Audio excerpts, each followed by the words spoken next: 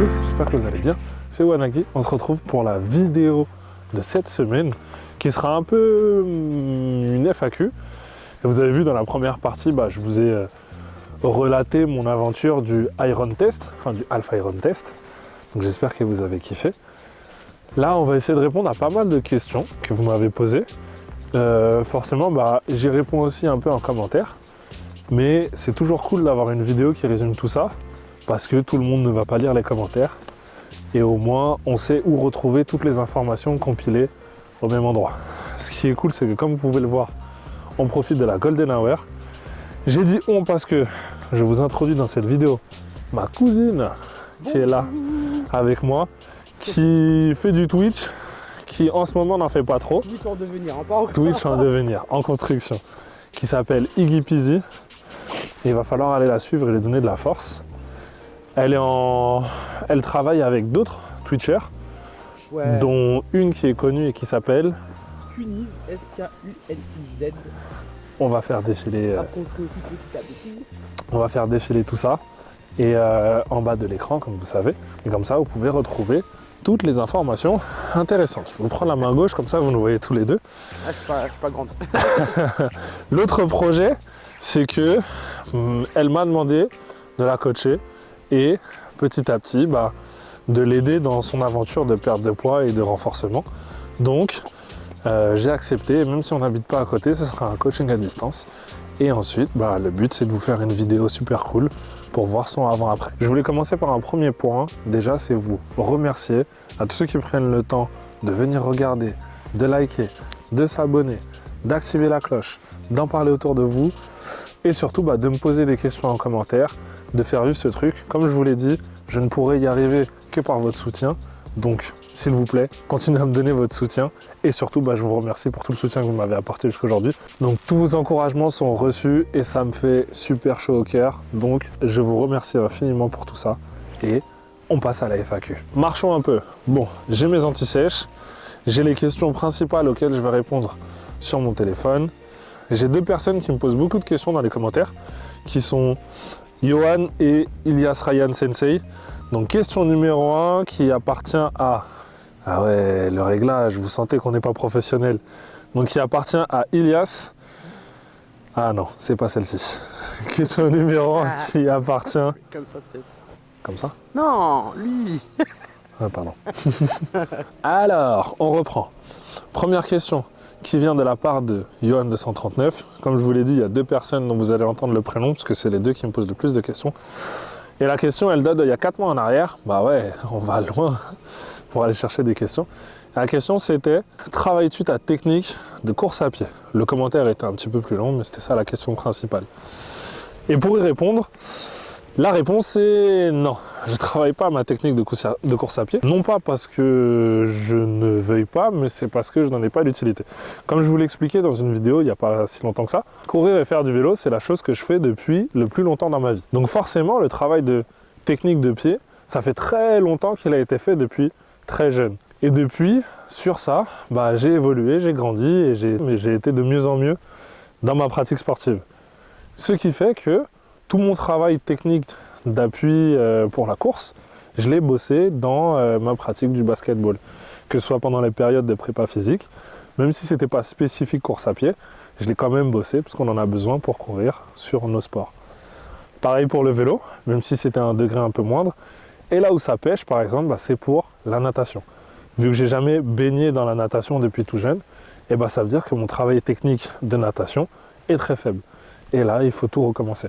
Ça aurait pu être l'inverse si j'avais nagé depuis toujours et en course à pied, il aurait fallu tout reprendre. Et là, moi dans mon cas précis, c'est la course à pied, ça va, le vélo tranquille et la natation, c'est mon point faible. Ce qui est important de savoir, c'est que vous devez être conscient de votre niveau et petit à petit trouver des exercices qui vous correspondent. Si vous êtes amené à devoir travailler votre appui pour avoir un meilleur équilibre, pour gagner de la vitesse, pour être moins sur vos genoux, pour avoir une meilleure course, ce qu'il faut, c'est trouver des exercices qui vous conviennent. Des petits exercices faciles à réaliser. Parce que quand vous apprenez une aptitude, vous n'avez pas une bande cérébrale illimitée. En gros, vous allez apprendre 1, 2 trucs, après il va falloir le répéter. Une fois que c'est maîtrisé, vous rajoutez un petit peu.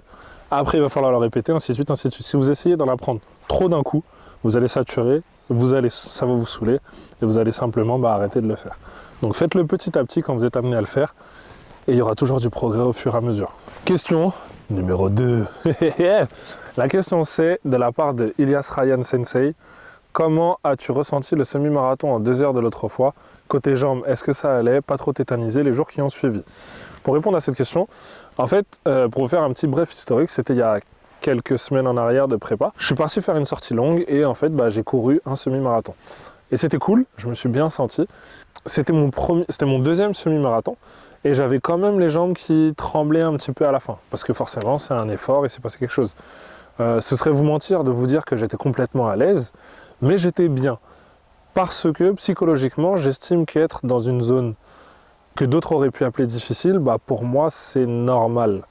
Donc le niveau de normalité dépend tout à chacun. Et pour revenir à mon niveau de normalité, courir ces 2 heures, pour moi, ça a été normal. Certes, j'avais les jambes fatiguées, mais je ne serais pas le genre de personne à vous dire « Ah, c'était difficile » ou à m'en plaindre. J'ai vraiment beaucoup de mal avec les gens qui se plaignent. Donc j'apprends. Je reste toujours super positif. Donc forcément, certes, c'était pas facile. Les jours qui ont suivi, j'ai pas eu spécialement de courbatures. Cependant, j'ai géré tranquillement mon effort. Et quand vous restez psychologiquement positif, vous récupérez plus vite, plus facilement, parce que vous dites à votre cerveau que tout va bien, votre corps va suivre, et ainsi de suite, ainsi de suite. Tout ça, c'est pas juste de la psychologie de comptoir, faut le comprendre. Les gens qui sont positifs réussissent beaucoup de choses parce que justement, ils sont positifs. Non pas parce qu'ils ont des prédispositions, mais simplement parce que dans leur cerveau, pour eux, ils vont être capables de le faire et ça va fonctionner, tout va bien se passer. Si vous êtes tout le temps sur la retenue de l'hyper-réflexion, vous serez toujours bloqué parce que vous serez toujours en train de réfléchir à peut-être il va se passer quelque chose. Alors que non, faites, prenez votre temps. Une fois que vous avez pris votre temps, vous prenez vos sensations. Une fois que vous avez pris vos sensations, vous progressez au fur et à mesure. Il y a des fois où vous allez rater, c'est pas grave. Vous réajustez, vous réadaptez, et ainsi de suite. Bon, on a quitté la question, on était plus sur un truc motivation, mais en fait, je ne pouvais pas vous expliquer l'un sans l'autre. Comme je vous l'ai dit, je fais du coaching, d'accompagnement spirituel et développement personnel. Non pas parce que j'ai appris une méthode, mais c'est parce que mon caractère fait que j'ai toujours eu ce chemin vers le positivisme et cette capacité de transmission aux gens qui sont autour de moi. Donc forcément, vu que je l'ai pour moi, voilà comment est-ce que je le vis au jour le jour. Donc ce marathon à 2 heures, c'était cool. Le lendemain matin, mes jambes, ça allait. J'ai simplement utilisé de la crème de massage Velleda que vous connaissez sûrement, vous achetez ça en pharmacie. J'ai utilisé ça, je me suis super bien senti. En vrai, si je ne l'avais pas utilisé, ça n'aurait pas changé grand-chose. C'est juste que j'aime bien, c'est super agréable de se faire des massages. Et c'est aussi super utile parce que ça vous aide à récupérer un petit peu plus vite. Donc pour répondre à la question, tout s'est bien passé. Question suivante de la part de Johan qui me dit: en ce moment je suis sur tous les fronts donc je ne progresse pas très vite. Selon toi, vaut-il mieux se focaliser sur 1 ou 2 sports pendant quelques temps ou tout faire? Cela pourrait faire l'objet d'une vidéo. Donc niveau planification. C'est grave cool parce que vous me posez des questions qui laissent beaucoup d'espace de réflexion et donc moi je peux vous y répondre avec mon expérience, mais ça ne veut pas dire que c'est à prendre pour argent comptant. Il faut aussi que vous essayez. C'est pas parce que moi je vous dis ça c'est cool, ça fonctionne, que forcément il faut vous dire il l'a dit donc c'est que c'est vrai. Il faut essayer, il y a des choses qui vont fonctionner pour moi, il y a des choses qui ne vont pas fonctionner pour vous, il y a des choses qui vont fonctionner pour vous, qui ne vont pas fonctionner pour moi. Par rapport à la planification du triathlon, donc il y a une combinaison de 3 sports. C'est intéressant d'avoir par moment des blocs de travail où on met l'emphase sur l'un des 3 sports, mais ne pas trop le faire.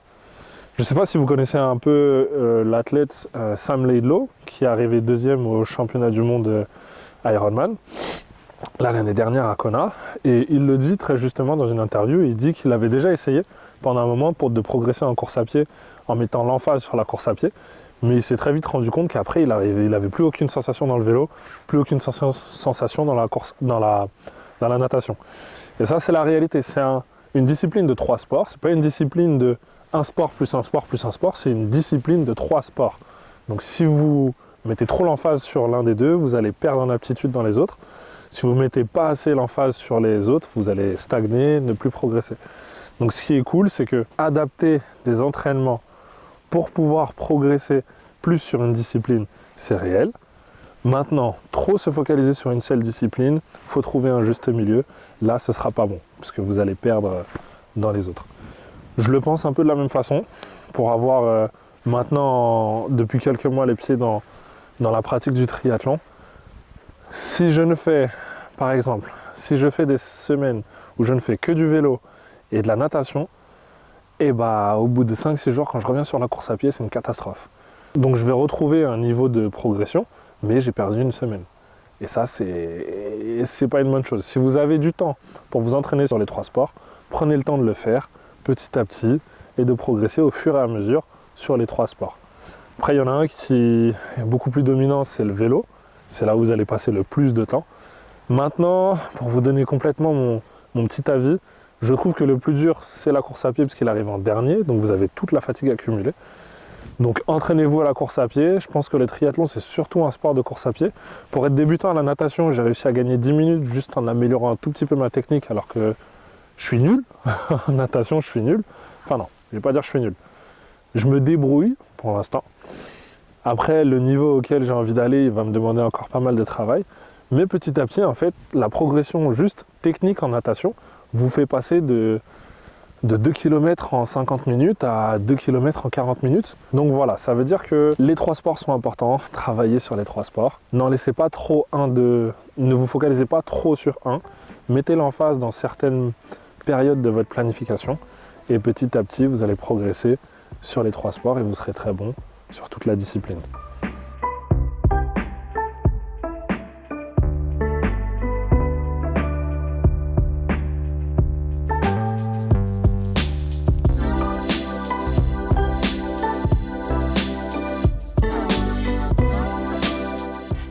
Planification. Alors, je vous lis le commentaire, mais c'est une question qui m'a été aussi posée par mes amis et mes proches. Trouver un podium. Vas-y Nanou, prends la caméra. Attends, j'ai trouvé le petit podium. Bah ouais, c'est de la logistique, comme vous en doutez, c'est de la logistique, c'est comme ça. Vas-y, mets la caméra vers toi. C'est bon. Est-ce que je m'avance un peu? Est-ce qu'on me voit assez? Non, ici c'est Là, mieux. je vais plus avoir Parkinson, c'est génial. Incroyable. Attendez.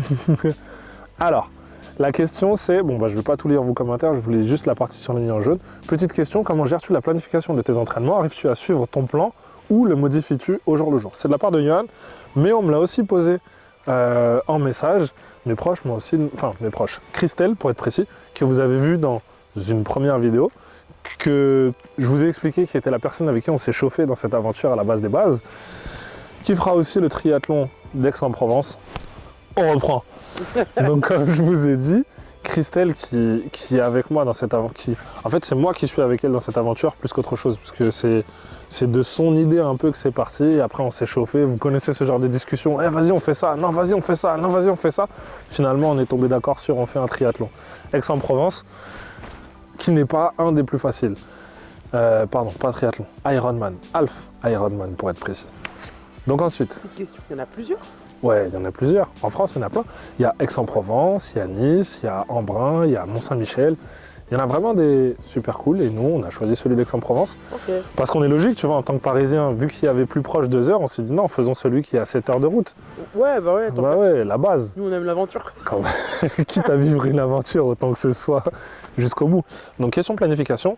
Est-ce que je m'adapte ou est-ce que je reste collé, figé, fixe à la lettre? Dans ma planification personnelle, je m'organise de la façon suivante. Jusqu'à présent, je n'ai fait que des entraînements en progression linéaire.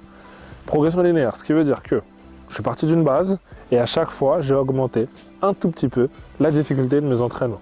Toujours de cette façon-là. J'avais 2 types d'entraînement sur toutes les disciplines. Un entraînement en endurance fondamentale, ça veut dire un entraînement où le cardio ne monte pas haut et on fait simplement des longues distances, on s'habitue à rester longtemps sur le vélo.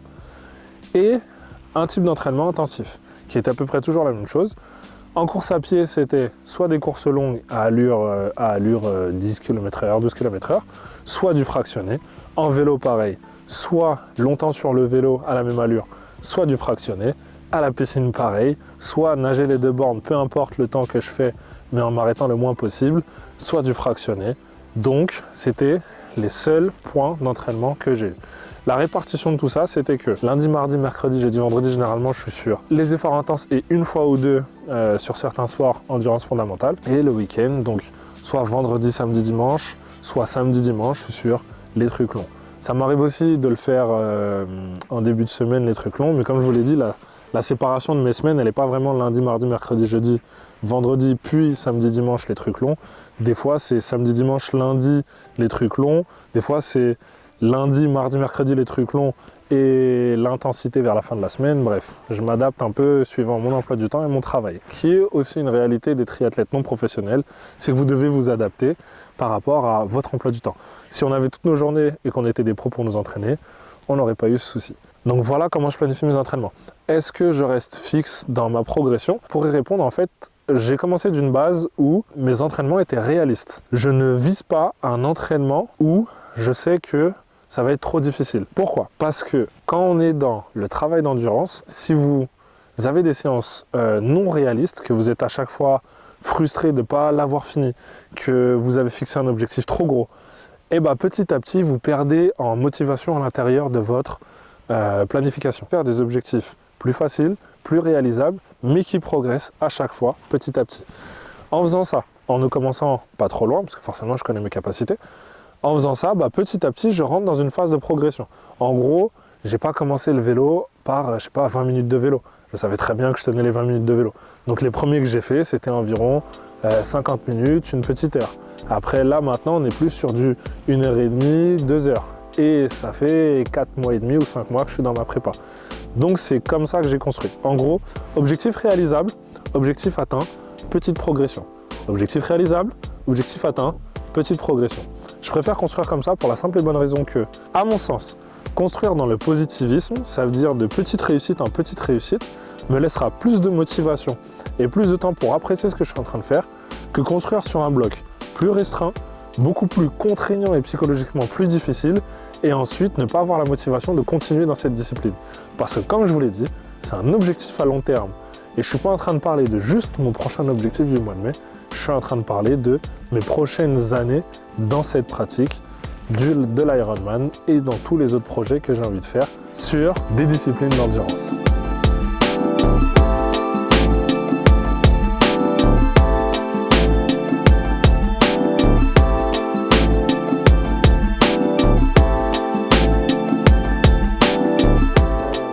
Dans la petite ville de Trou-la-Chaussette que nous retrouvons le célèbre marathonien Monsieur Gilberto Luanaghi.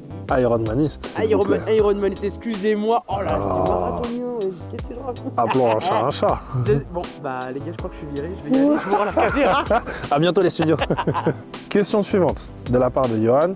Pourras-tu faire un retour quant à l'impact de tes entraînements sur ton niveau de souplesse et mobilité générale, s'il te plaît? Logiquement, plus on s'entraîne, plus on devient fort, plus on devient raide. Pour répondre à cette question, encore une fois, je ne peux pas vous y répondre juste en vous disant oui et non. Ce que je vais vous expliquer, c'est comment moi je procède et pourquoi la souplesse prend autant de part dans ma vie. Premièrement, pour pouvoir associer correctement la souplesse avec tous ces efforts que je suis en train de faire, il faut comprendre que la souplesse dans ma vie, c'est pas une discipline, c'est un art de vivre, c'est du tous les jours. C'est pas un truc, c'est comme quand vous respirez. C'est pas un truc que je fais de temps en temps pour aller mieux. En fait, je le fais le matin quand je me réveille, mais sans réfléchir. C'est pas simplement pour me détendre ou pour enlever des courbatures ou pour essayer de réussir à faire un grand écart. C'est vraiment un truc que je vis dans mon quotidien tous les jours. Par exemple, je vais être chez des amis. Quand je vais être chez ces amis, on va commencer à manger. Une fois qu'on a fini de manger, on part se poser dans le salon pour commencer à discuter. Moi, vous allez me voir m'asseoir par terre, commencer à faire des étirements. Parce que, comme je vous l'ai dit, c'est un art de vivre de tous les jours. Et c'est que comme ça que je réussis, moi, dans ma pratique, à combiner correctement la souplesse avec tout le travail d'intensité. C'est pour ça que, petit à petit, mon corps permet ça. Maintenant, ce qu'il faut comprendre, c'est que tout est combinable. On n'est pas fait pour être une seule chose fermée et rien d'autre. L'étiquetage n'existe pas. On est un ensemble de plusieurs choses. Vous pouvez avoir des gens qui courent et qui font de la musculation et qui perdent pas en muscle. C'est ce qu'on appelle les hybrides athlètes et en ce moment, c'est super à la mode. Donc c'est une combinaison de deux choses qui, à la base, on les voit pas trop ensemble, mais eux, ils y arrivent. Pourquoi? Parce que le corps n'est pas une étiquette fermée. Tout est possible. Maintenant, chacun à son niveau, chacun avec son intensité, chacun avec sa capacité à être bon dans ce qu'il fait. Ça ne veut pas dire que vous aurez les mêmes résultats que quelqu'un d'autre, ça veut simplement dire que vous aurez les résultats des efforts que vous allez mettre à l'intérieur de ce que vous avez envie de faire. Mais en gros, si vous voulez apprendre à combiner plusieurs choses, il faut que ça devienne un art de vivre plus qu'une question disciplinaire ou un objectif. Quand vous faites les choses sous forme d'objectif, généralement, vous n'allez pas réussir à atteindre grand-chose. Par contre, quand c'est un art de vivre, vu que vous enlevez la volonté d'objectif à l'intérieur de ce que vous êtes en train de faire, et ben, petit à petit, vous allez progresser sans vous en rendre compte. Et même si, quand vous allez faire votre feedback de depuis combien de temps vous le faites et où est-ce que vous en êtes aujourd'hui, il y a énormément de temps qui se sera écoulé, ben, vous vous rendrez compte que vous êtes beaucoup plus heureux parce que vous avez pris le temps de le faire. Pour vous, à votre vitesse et tranquillement. Donc pour répondre plus synthétiquement à cette question, les deux sont joignables, les deux peuvent être mis ensemble, ça veut dire que vous pouvez être très fort musculairement et être extrêmement souple. Pareil pour les gymnastes, ils sont très forts musculairement, ils sont hyper solides, hyper toniques et pourtant ils sont très souples parce qu'ils s'entraînent à faire les deux ensemble. Il n'y a pas de limite pour le corps. Maintenant, il ne faut juste pas se comparer aux autres, il faut faire les choses petit à petit pour soi, à sa vitesse, à son niveau. Question suivante. Je suppose que vous nous voyez super bien. Attendez, on va essayer quelque chose. Ça a changé. Ring light, ring light, La ring light. ring light. Ouais, Ah non, elle est en panne, ça y est. plus de ring light. T'as pas payé la facture? Ah, pas besoin, pas besoin. On fraude EDF, nous, on fraude EDF. Dis pas ça trop fort. Alors, non, je me désolidarise de la phrase qui a été prononcée juste avant. Alors, Ceci est une boutade. tout ça pour vous dire que on va rentrer à la maison puisqu'il n'y a plus assez de lumière et on va filmer la dernière question à la maison, tranquille, au salon au chaud. Et après, bah, on va conclure cette vidéo qui est déjà bien assez longue, je suppose, et avec laquelle on a passé bien assez de temps. A tout de suite. La dernière question. Alors, je vais la chercher dans mes anti-sèches. La dernière question, bah, un des derniers points. Petite question de la part de Ilias Sensei. Petite question sur la pratique de 3 disciplines différentes. S'il est indispensable d'inclure dans sa prépa chacune des disciplines, merci Captain Obvious, est-il, c'est écrit dans le commentaire, hein, venez pas dire que c'est moi qui ai dit ça, est-il pertinent d'y associer une pratique pluridisciplinaire pour davantage de gains? Pour la natation, il n'y a pas grand-chose à faire à part nager, mais pour le reste, est-ce que le crossfit, par exemple, pourrait t'aider à améliorer tes performances une fois que tu repasses sur le vélo et sur la course à pied? Je pose le téléphone et on va faire un bref point historique. Il faut comprendre une chose, c'est que le triathlon à la base, c'est pas un sport qui a été inventé en tant que sport. Le triathlon, c'était une méthode d'entraînement.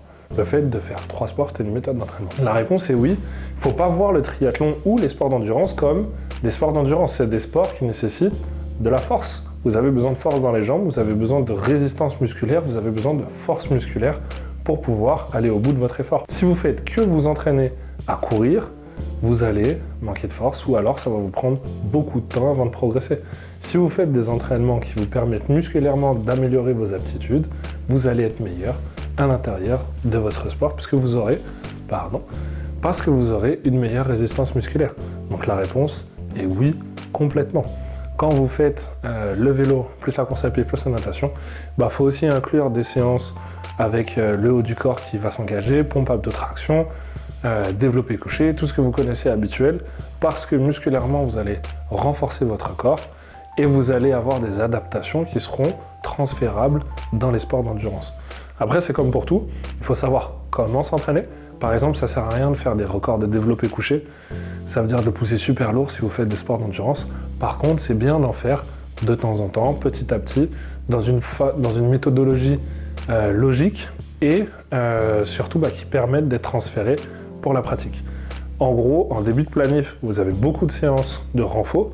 En fin de planif, vous avez de moins en moins de séances de renfo parce que vous rentrez petit à petit dans quelque chose de plus spécifique. On arrive à la fin de cette vidéo. Je vous remercie encore une fois pour tout le soutien que vous m'apportez dans cette aventure, pour les commentaires positifs, pour les messages sur Instagram, pour les messages que vous m'envoyez en perso. Je vous remercie infiniment pour les coups d'eau sur Strava, pour tout ça. Franchement, un immense merci.